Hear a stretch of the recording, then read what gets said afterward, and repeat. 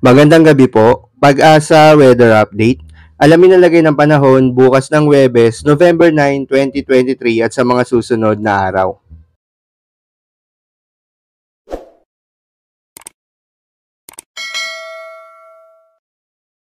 Narito ang weather update sa araw ng Miyerkules, November 8, 2023.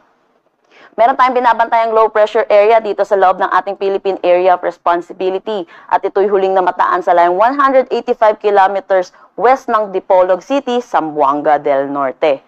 Nananatili na mababa ang tsansa nito na maging isang ganap na bagyo, pero kung makikita natin, malawak yung kaulapan na dala nito, kaya magdadala ito ng mga pag-ulan dito sa western section ng Visayas, western section ng Mindanao, pati na rin dito sa Mindanao. Samantala, makikita natin, meron dito mga kaulapan. Ito yung tinatawag nating shear line at ito yung salubungan na mainit at malamig na hangin. Dahil dito sa shear line, ito yung combined effect na itong easterlies, makakaranas din na maulap na panahon na may mga kalat-kalat na pag-ulan dito sa mainland Cagayan, Aurora, Isabela, Camarines Norte at pati na rin dito sa Quezon. Yung northeast monsoon naman natin ay yung hanging amihan natin ay nakaka-apekto dito sa extreme northern Luzon. Kaya asahan natin dito sa Batanes at Babuyan Islands, makakaranas sila ng maulap na panahon na may mga pag-ulan.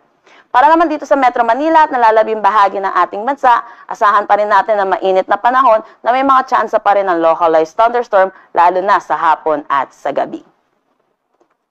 Dako tayo sa magiging panahon natin bukas dito sa Luzon. Yung Palawan, makakaranas pa rin sila ng maulap na panahon, dulot pa rin netong low pressure area.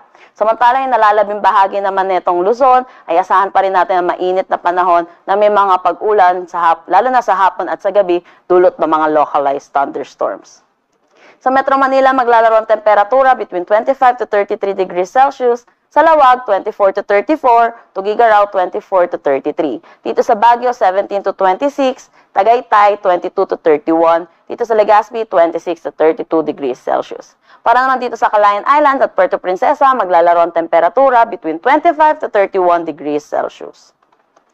Para naman dito sa Visayas, mainit na panahon pa rin ang mararanasan natin na may mga tsansa pa rin ng localized thunderstorms. Dito sa Iloilo, maglalaro ang temperatura between 27 to 32 degrees Celsius, Cebu 26 to 32 at Tacloban 26 to 32. Para naman dito sa Mindanao, dito sa western section ng Mindanao, Zamboanga Peninsula, dito sa Bangsamoro, asahan pa rin natin na magiging maulap ang kanilang panahon na may mga tsansa pa rin ng mga localized thunderstorm lalo na sa hapon at sa gabi, dulot pa rin netong low pressure area. Pero dito naman sa nalalabing bahagi ay asahan natin ang maaliwalas na panahon. Ang temperatura dito sa Zamboanga ay maglalaro between 25 to 33, Cagayan 25 to 31, at Davao 25 to 33 degrees Celsius. Wala tayong nakataas na anumang gale warning sa anumang seaboards ng ating bansa. Dako tayo sa magiging panahon natin dito sa susunod na 3 araw sa mga piling syudad ng ating bansa. Dito sa Metro Manila, asahan pa rin natin ang mainit na panahon by Friday, Saturday at Sunday. Dahil pa rin, pero may mga tsansa pa rin ng mga localized thunderstorms. Ang temperatura ay maglalaro between 24 to 33 degrees Celsius.